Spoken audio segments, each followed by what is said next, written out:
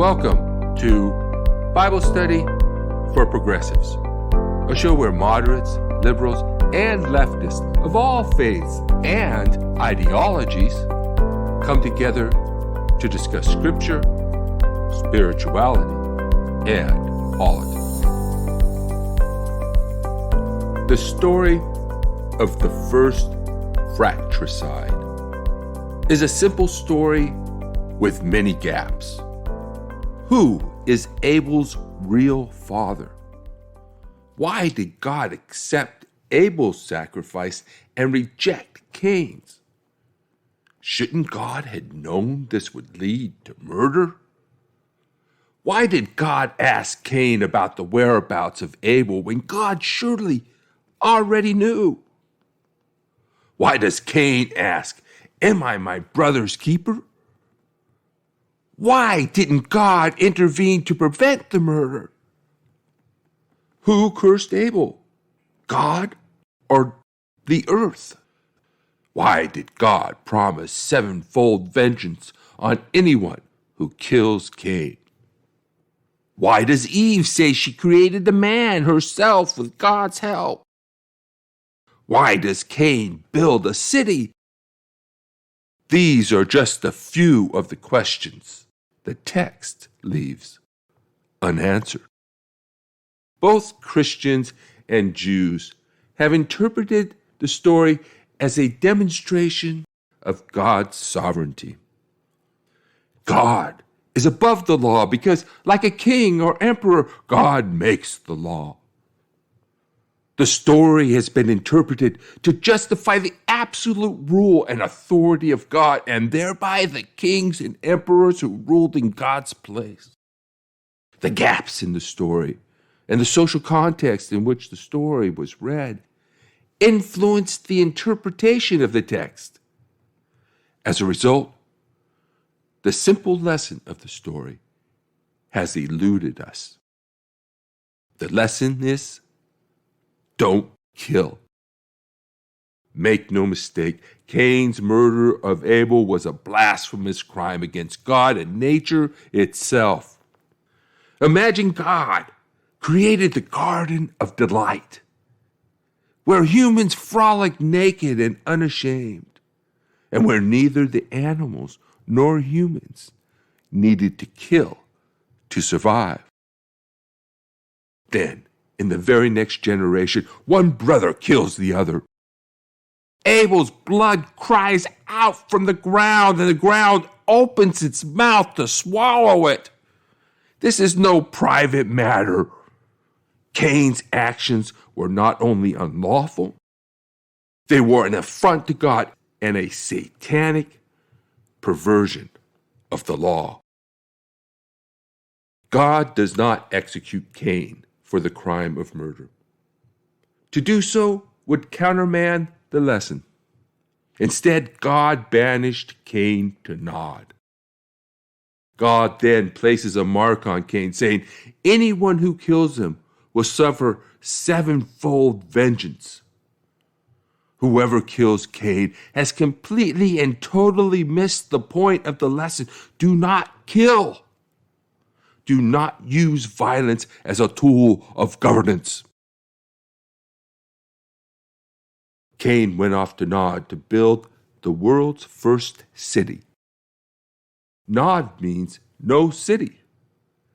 Cain named his city after his firstborn son Enoch. Enoch means dedicated, experienced, and trained. He had been taught not to kill. Abel means vanity or breath, like a wisp of air or an empty vessel. This describes Abel's role in the story. The meaning of Seth is appointed. Seth is appointed to take Abel's place, to take Abel's position and duties as a ruler and the image of God. Eve proclaimed that she had produced a man just as God had created man, meaning she had created a ruler and image of God. Her use of the word man is unexpected here. It doesn't describe a baby, and Cain and Abel do indeed grow up fast in the story. Even Adam is simply referred to as Ha-Adam, a generic Hebrew word for man. Seth's son, Enosh, is also a Hebrew word for man. The name Adam begins the story, and the name Enosh brackets the lesson. So the story begins and ends with general references to humankind. God created human beings in God's image and gave us dominion over creation. The mark God puts on Cain may be God's own likeness, the image of God. Like kings and emperors who put their images on coins and buildings, God sends representatives to be leaders on God's behalf. We are God's image sent into the world to rule justly. We are to represent God's compassion and love for creation as individuals and as a nation. We are not to kill or use violence. We are to rule as God's caretakers with mercy, humility, and justice. Wait, you say, doesn't God lead the Jews in battle? Doesn't God order the killing of men, women, and children multiple times in the Old Testament? Doesn't the law require the death penalty for many crimes, including things that seem innocuous to us today? How can anyone lead a nation of multitudes and not execute criminals or conduct wars?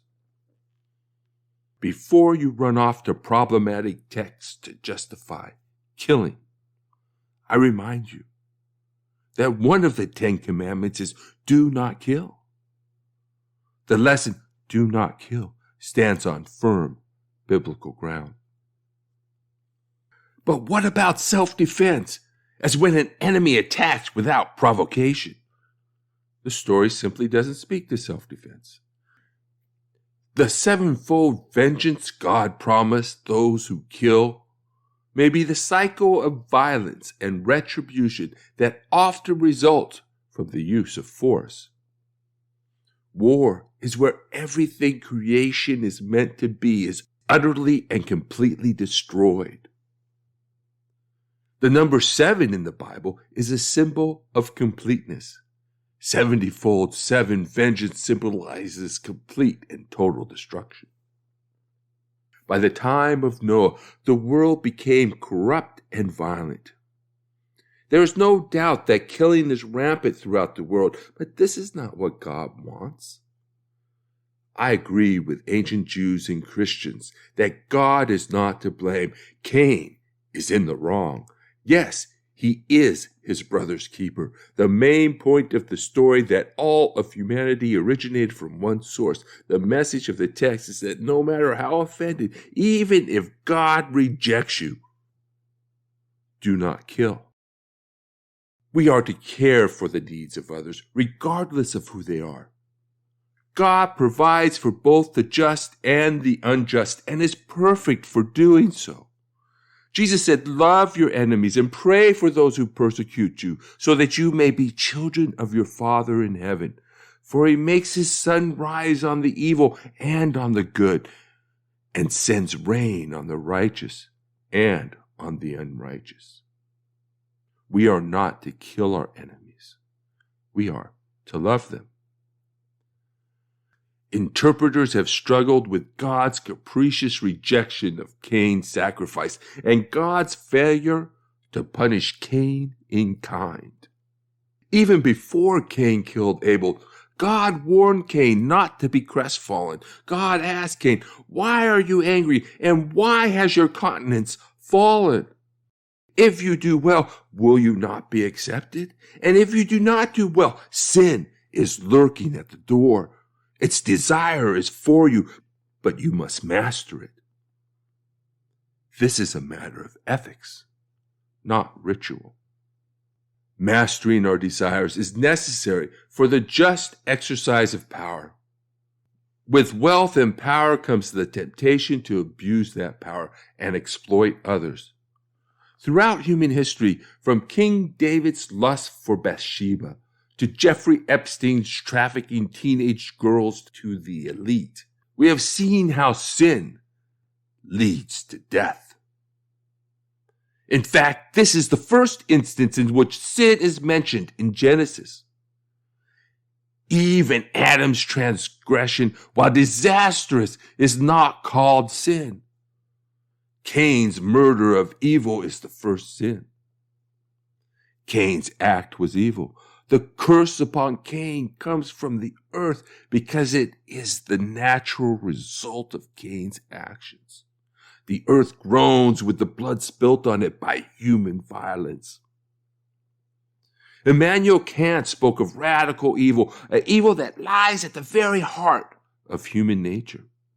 It is what rabbis call the yetzer hara, the evil inclination in the human heart.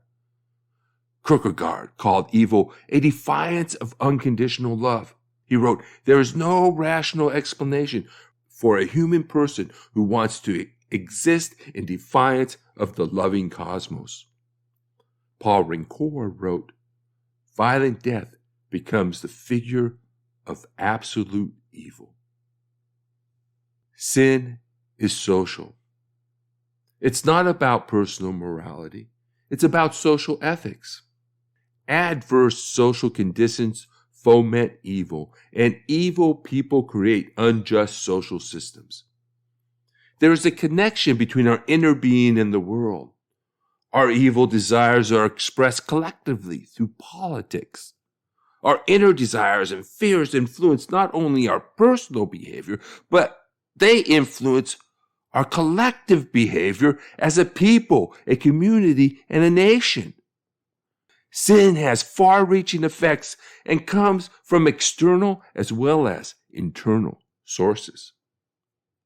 Adam Lacroix points out that in both the story of Adam and Eve and the story of Cain and Abel, evil enters into the picture from the outside.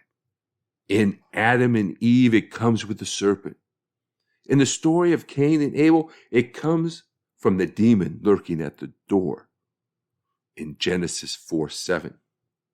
Some scholars find the word translated as lurking, or in other versions as crouching, to be grammatically ambiguous. This ambiguity is resolved if one looks at the word not as a participle modifying the word sin, but as a word borrowed from another ancient language spoken in ancient Mesopotamia at the time, which meant demon. The collective expression of human evil, as in the Holocaust and countless other atrocities, can be described as demonic. Cain's name in Hebrew means possessed. This brings us to the ancient and modern interpreters, many of whom view the story in terms of God's sovereignty, and those who oppose such a reading. They become absorbed in the gaps, creating involved narratives outside the text. One can hardly help but do this with a text that leaves so many questions unanswered. I prefer to stick to the text as much as possible. I believe the gaps, the unanswered questions, are there and go unanswered for a reason. They tell us what is unimportant and point to what is important. For example, the ambiguity as to Abel's parentage serves to point out that one's brother, the one we should not kill, is not limited to those directly related by blood. We all come from the same ancestors. Ancient people considered the tribe, indeed the entire nation, to be related by blood, hence the long genealogies in Scripture. Indeed, a genealogy follows Cain's exile. We are our brother's keeper, and our brothers and sisters are everyone. It doesn't matter whether we are related by blood. The ambiguity regarding Abel's father tells us that our responsibility is to all of humanity and not just to our clan, tribe, or nation. Prior to Augustine, early Christians read the story as one of virtue and vice. Cain is responsible for Abel's death. Christians believe Cain's failure to control himself and spare Abel displays the ubiquity of evil. Some ancient texts even went so far as to claim that an evil divine being sired Cain. 1 John 3, verses 12 and 13 says that Cain belonged to the evil one. In the ancient world, violence and injustice were considered demonic, what we might today call collective human evil. Others argue that Cain's sacrifice was defective. Philo, Josephus, Targum, Suelo, Jonathan portray Cain as unwilling to share. His mind was divided against God. He cannot be a member of the Christian community. The problem with this interpretation is that there's nothing in the story to indicate that there was anything wrong with Cain's sacrifice. Christians saw the story in terms of two communities, even seeing Cain as representing Jews and Abel as representing Christians. Augustine associated Christians with the city of God, whereas Jews were relegated to the city of men. Augustine concentrated on Cain's curse and his infamous mark to create a theology about the Jews that influenced future generations of Christians in disastrous ways. Cain's sin led to a world filled with violence and injustice. Now, we're going to turn to our discussion. We have here today the Reverend Tom Eggerbein, author Bert Newton, attorney and seminarian Susan Cameron, spiritual director Naomi Weidman, Professor Joseph Dowd, and myself, Rich Procida. I want to apologize for the bad sound on my mic in this recording, so I had to cut a lot of myself out of the discussion, but I kept the more important things in, and you'll hear what I'm saying. But I hope you enjoyed the discussion with our panel. Well, I think it's helpful for me, at least, to see this story as part of a variety of stories in the first 11 chapters of Genesis, which is a run-up, I suppose, to the introduction of in chapter 12 of Abraham and the covenant there. I think it's terribly. I think the ambiguity of the stories allows for a lot of people to try to find themselves in there. And, nothing is clear, totally clear,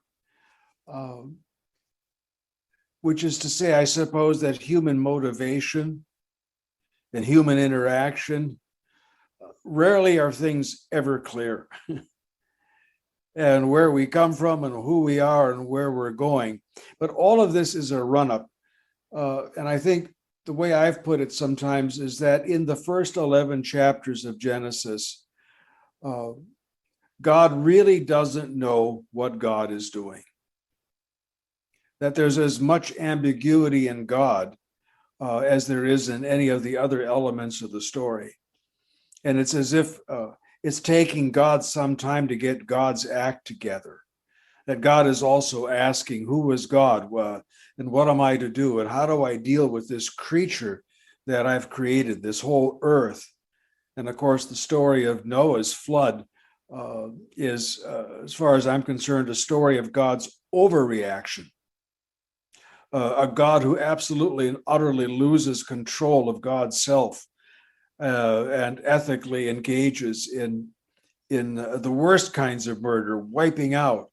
And then in Peter, there's that little verse about Christ going to the place where the people of Noah were, and I think it's almost as if God is apologizing for the horror of the flood.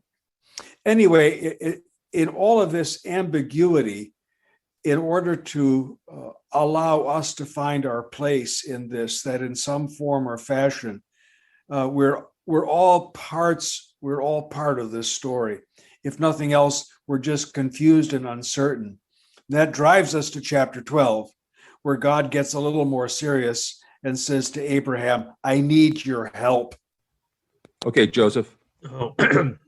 Okay, well, I don't have anything especially insightful to say here, but since Rich, you were kind of emphasizing the importance of "thou shalt not kill." I thought it'd be interesting to note an interpretation that I've read of certain scriptural passage that has to do um, with the the devil and with with the entry of death into the world. So there's this book called the Book of Wisdom, sometimes called Wisdom of Solomon, and it's part of the Catholic and Eastern Orthodox Bibles, not part of the Protestant Bible. It's considered apocrypha. But anyway, what's interesting here is that there's a let's see, it's chapter 2, verses 23 to 25, and these lines read, "For God created man incorruptible, indestructible, that is, and to the image of his own likeness he made him. But by the envy of the devil, death came into the world, and they follow him that are of his side." Okay, so now if you read that kind of through the theological tradition that's developed, of course, what you would assume that what it's talking about is, well, the devil took the form of a serpent and tempted Adam and Eve, and when they ate of the tree, they lost their immortality. Okay, so that would be kind of like the how you'd read it through the tradition that has developed. But there's a scholar named Henry Ansgar Kelly who wrote a book titled Satan, a Biography. And he looked and he pointed out that there's this guy, an early church father named Clement of Rome. And in one text, Clement talks about this passage, and he actually identifies the devil who brought death into the world with Cain killing his brother Abel, because that was the first act of murder. And the word that's translated as devil here, in the Book of Wisdom is written in Greek. It's the word that translated as devil there is diabolos, and that just means like accuser or slanderer or adversary. So it wouldn't necessarily refer to the big devil. It could be just a person. The word is used sometimes that way in scripture. And so Clement thought that this referred to Cain. And so sort of first sin here, or sort of the original sin that brought death into the world on this reading, is actually Cain's murder of Abel. And then Kelly points out that, okay, so in the Gospel of John, Jesus says, he says that the devil was a murderer from the beginning. Now here Kelly's pretty sure that Jesus is talking about the big D devil, but he said he thinks that Jesus is kind of accusing the devil of having some complicity in Cain's murder of Abel. So I don't know. I just thought that was interesting. Thought I'd throw that out there. Awesome. Bert, do you want to chime in? Sure. Yeah, I found Tom's idea intriguing, about God trying to figure things out, figure himself out, and I think that might be in there, and that this is, as Rich said, a trickster text. I want to continue a little bit of what I mentioned last month, and I read an article or one or two articles on this recently about that. This is sort of a mythic retelling or a mythic, I don't know, story of what some people have called the fall to civilization. So because you get the first city, you get technology, and it all comes through Cain, who's the first murderer. And so there's the idea that Cain, he represents the stage of development in human development where we started farming, and when we started farming, it means people had to have land. That meant land ownership. So but and before that, people were, wandered, and so a herdsman or herders were more wanderers, but the farmers, at that point you had to own land, and that's where everything kind of goes downhill from that. And to claim land, you have to use you may have to use violence, and so. And it's interesting also, a couple of sources I looked at said that, and one of them was just a footnote in an online NRSV translation, that Nod means wandering. So Cain kills Abel, who was the herder, the wanderer. God says, you are cursed to wander the earth. He says that to Cain. Cain settles in a place called wandering, and then doesn't wander. He builds a city. So and then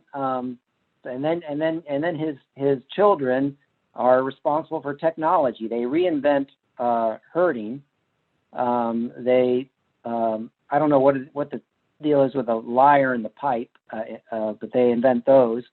And all the implements of copper and iron. So I think there's something there. I mean, I think there's, if nothing else, there's definitely something about farmers and herdsmen in this, that they represent. But I think the people that read it this way have there's something to it. There's this kind of uneasiness with civilization and technology and cities, and and this kind of goes back to the last passage where people get kicked out for knowing things, right? Kicked out of Eden for knowledge of good and evil. And on one hand, we see this as an inevitable and progress. On the other hand, like, we're destroying the planet with our cities and technology, and and we get better and better at war, at killing, But I think maybe this is a storytelling to kind of wrestle with that. If I can just jump in here a second, Bert, thank you very, very much. And I want to talk to Naomi a moment because of her question about spirituality and soil. And in the first 11 chapters, there's ambiguity again about soil. It becomes a receptacle for Abel's blood, and it cries out to God. And yet, on the other hand, it's cursed, and it produces thorns and thistles. The three children of Cain, herdsmen, music, and heavy industry. Yet I thought to myself, there's no mentioning there of farming. So I don't have anything specific, but at least the ambiguity with regard to soil, because I think, Bert, you're absolutely right. In order to farm, the land has to be owned. It has to be fenced. It has to be defended. And then you get the 8th century prophets where everybody's owning land, and those who own the most, are the sit on top of the heap, and they're doubling their acreage and doubling the size of their homes, and blah, blah, blah, blah, and on it goes. And I think it's safe to say Israel as a cultural entity was often struck. Well, here, one point, they were surrounded by big commerce and cities. Egypt to the south or southeast, Babylon and Syria to the north and to the northeast. And it was almost as if Israel, part of it was confined to the mountains, and you couldn't do a whole lot there. The plains were pretty much taken by the Philistines. And it was like as if Israel has a really ambiguous relationship to what the three children produced, and a really ambiguous relationship to farming, because the ultimate image of David, for example, in the 23rd Psalm is herding, not farming. I don't know. I just wanted to say, Bert, thank you, but that whole business of land has to be owned and defended. Yes. Yeah. Thank you, Tom. And one of the things I wanted to mention about is that the city was not the city necessarily that we think of as the city. It's not like this is a city and a nation, that these were the state is being referred to. Naomi, since you're studying this, you want to add into anything with this, or? I just want to say that this story obviously comes after chapters 1 and 2, and I think that it's crucial that we're using the word soil here, which is Adamah, and which is Adam's name. Adam is named for the soil. Adam is made of soil, and is named for soil, and that's different than land.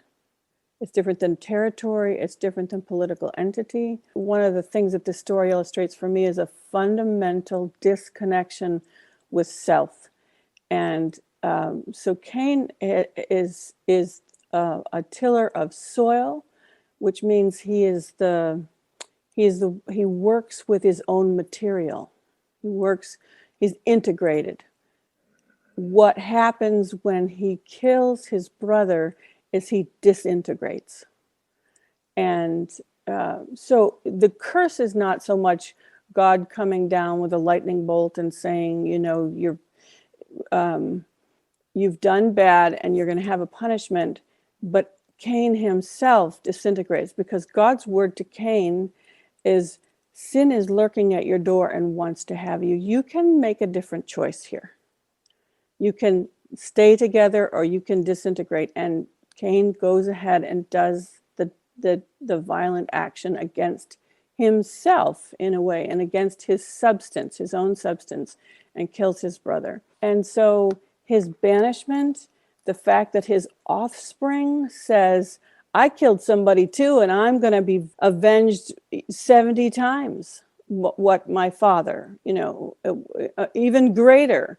I don't want to over psychologize it, because I want, it's more mythical to me, but it's this separation from the self that shows a couple of things about humanity. Humanity is self-reflective, and so these early stories are setting up these constructs of what does it mean to be a human being. And one of them is, you can look at this problem that's facing you. Your brother was accepted and you were not. That's you problematize it. What are you going to do about it? Well, you can do the wrong thing, or you can do something terrible. If you do that, you will disintegrate. So that's what I see in this story. It's not a confusion, but it's sort of a natural result of a choice made. But it's like the human person has turned on, in this case, himself, and on his basic substance. And so it's important that we're in soil, the Adamah, at this point. Very good. Thank you. A lot of people take this story psychologically. Susan, we haven't heard from you yet. I was going to say Naomi's focus on the soil was something that helped me to look at that, and I've heard this whole hunter-gatherer herds person versus agriculture, and the one thing I'd like to push back on is that agriculture doesn't require private ownership of land. There is agriculture in the commons. There is a history in human history. It's not known today, but the commons were farmed historically, and I know how that. There's a lot of literature about how that worked in the British Isles, but there are lots of different ways that agricultural societies have organized themselves with collective control of land. But yes, so private property as we think of it in the modern West isn't necessarily essential to agriculture. But I come from a farm family. And I've moved to the city. And so instead of focusing on that transition from hunter-gatherer or herds person to agriculture as being a focus, when I heard you read it today, I was focusing on Cain's transition from being attached to the soil to going, and instead of not becoming a wanderer, but actually building a city and creating an institution. And which, when you talk about the devil, demons, and so forth, I tend to think of the principalities and powers more in the sense that Walter Wink would, as properties emerging from human institutions, rather than necessarily as beings created by God that are fallen or something like that. That's a metaphor that may be useful for some, but I don't find that's not the way I think of it. So I'll put that out there just so that you understand where I'm coming from. And I see that when Cain organizes a city, he's building these human institutions that give power to things that take on a life of their own as people collectively interact, and then the people individually can't control them anymore. And so I just found that interesting, and having in my lifetime adjusted from the transition from living off the land, which has been the heritage of my family for hundreds of years, to living in a city. It's been a difficult adjustment to me, and I just I see that as Cain's response is not to either go backwards and become a wanderer or to reestablish his relationship with the soil, but to go ahead and build a city where these a lot more other things that we think of as evil tend to emerge from human collective action that ends up taking on a life of its own and getting out of their control. So that was something that struck me today. Yeah, Walter Wink is one of my favorite authors, and while I view him, while I have that view, I sort of also have a supernatural view, but I think that demons are unleashed by human beings, unleashed by human actions, and actually created by human human actions, but they may remain afterwards in Yeah. the buildings and places where the evil occurred. But that's just my personal view on the supernatural. Yeah. That's why I think it's simple. Seth, if we haven't heard much from you today, we usually hear a Yeah, whole lot. in fact, what something amusing is that we've got a builder here that committed murder, which is irreparable. So, Yeah. and about the nomadic versus sedentary, I think, well, naturally it's the nomadic setting or people are also, or maybe also about violence and power and taking and possession and so forth. But it's true that I think it's very interesting to say that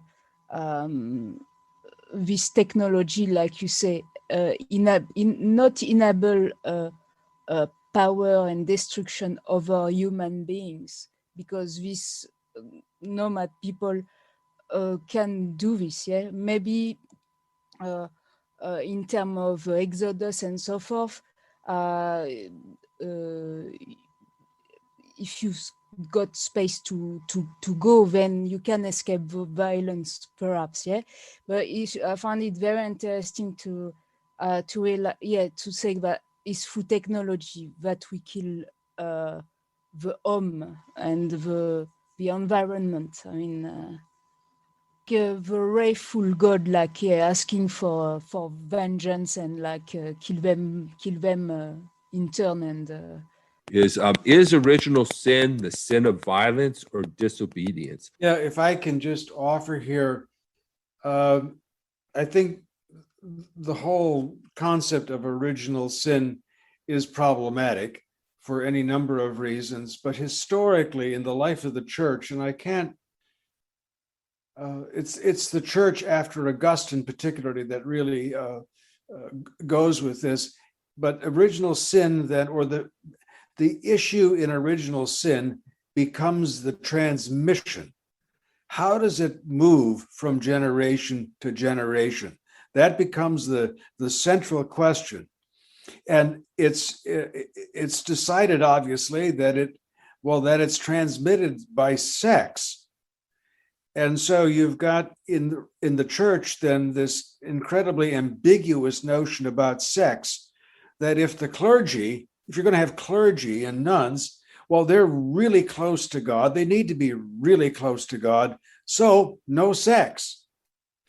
And so a kind of a second grade humanity.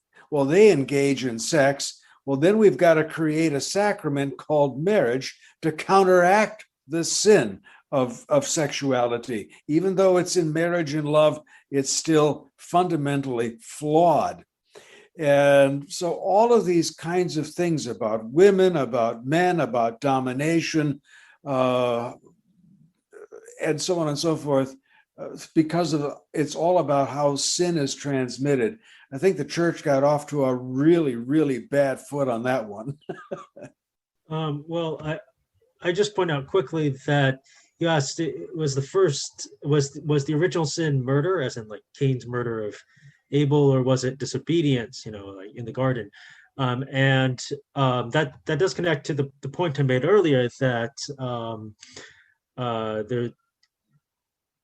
there's one interpretation according to which, the original sin that it is murder, because in the Book of Wisdom you've got the devil bringing death into the world, and apparently in the early days, very early days, that was read as a reference to Cain. So yes, it was Cain's murder of Abel that was the original sin. I'd say if you don't want to kill your enemy because of you perceive it as an enemy because of I don't know, differences, or would be the common purpose. Maybe that's been lost here in not so not maybe in sacrifice because I don't think this is an appeasing gesture, but at least in trying to pleasing, to please God as a benevolent figure. But for me is why the tale is disturbing, is that what I find very disturbing is to think that you need to kill the best of your baby sheep to appease God. Then, yeah, what God is this, So, I mean, it's Definitely, the Bible is a book about ancient Israel and their practices and their beliefs, and the sacrifice system worked to fund the government. I think here we just see humanity's total failure in killing their brothers, in killing one another. I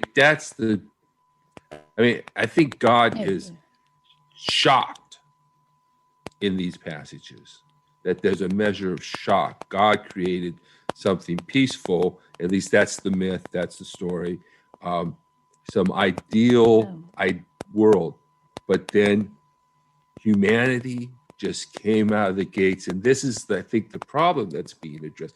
Why do we keep killing one another? I'm just going to jump in. I'm kind of having fun with this, and thank you, Richard, by the way. Suddenly occurs to me that in the first 11 chapters of Genesis, we have two significant moments of overreaction. First of all, is Cain's overreaction. And God says, look, you could do something about this. It never says why God has rejected, but God says you can do something about this, learn and grow. But Cain overreacts.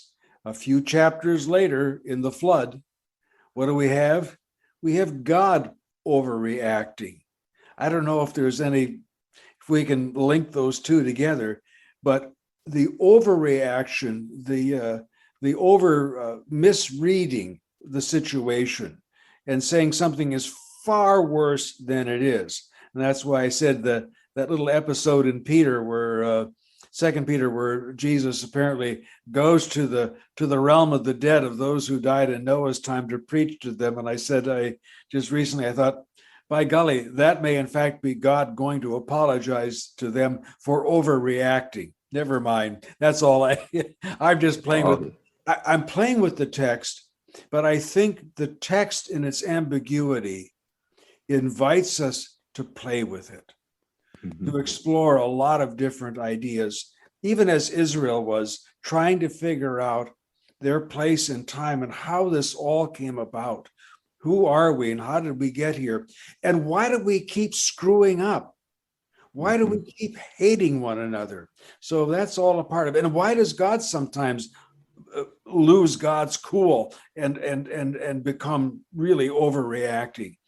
And then I sometimes say, as we move along in the stories, we see a certain growing, a certain maturity. We've got the prophets, and ultimately that leads us to the New Testament, and we hope by then there's a certain level of maturity in the Godhead, and that's then given to humanity also the opportunity and the invitation to achieve a certain level of maturity.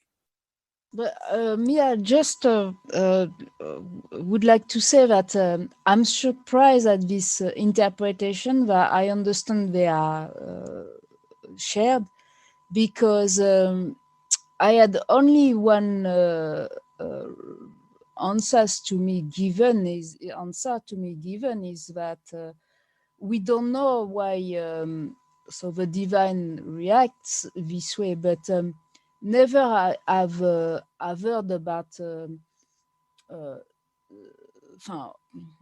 not officially, at least, some kind of evolving divine conscience, like like a young God that would evolve, or yeah.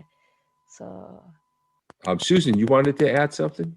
Those of us who know the Bible, we know where this is headed, and if we use those first 11 chapters up till Abraham comes, that we know that the final story in that is the story of the Tower of Babel, which is the whole idea of there's only one city, and human beings just the city just takes over, and God is unhappy about that, again, for ambiguous reasons.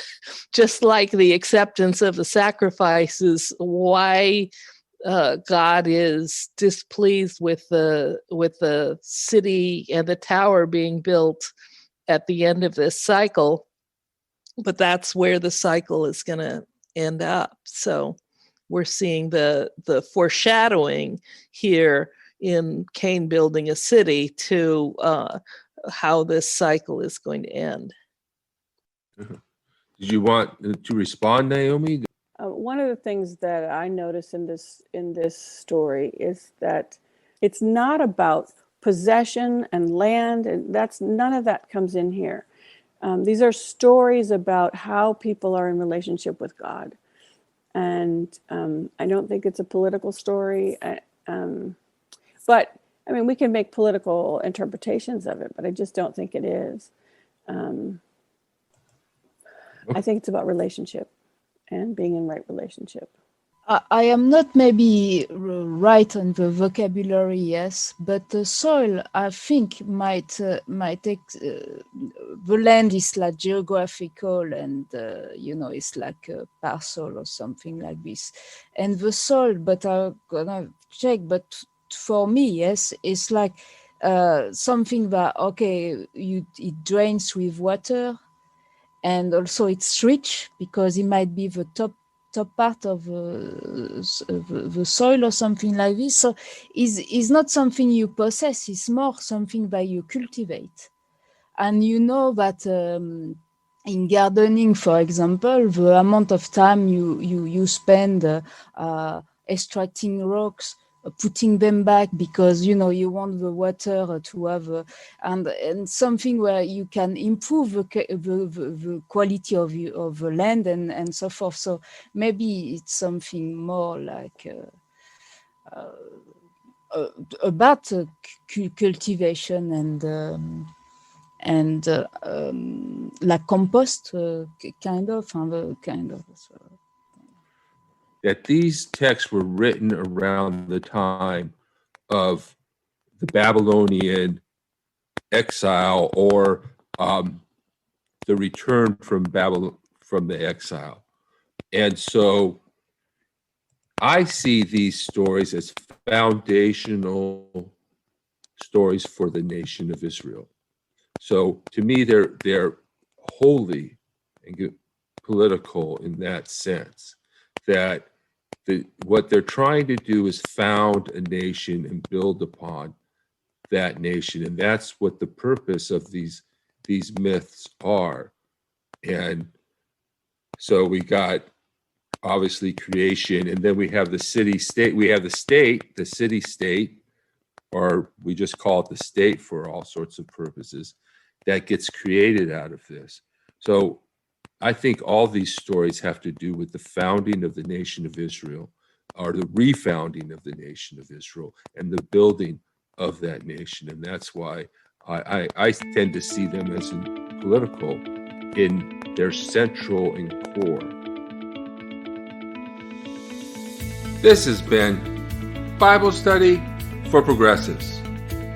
If you enjoyed the program, please subscribe to our podcast, or put us in your favorites and write a 5-star review. Tell your friends about us and share us on social media. Follow us on Facebook and click the donate button at modernlectionaries.blogspot.com. Your support will help us reach more people, produce more and better shows, and cover the cost of production. Feel free to send me a note or comment on the show. I would love to hear from you. Until next time, This is Rich Procida. Thank you for listening.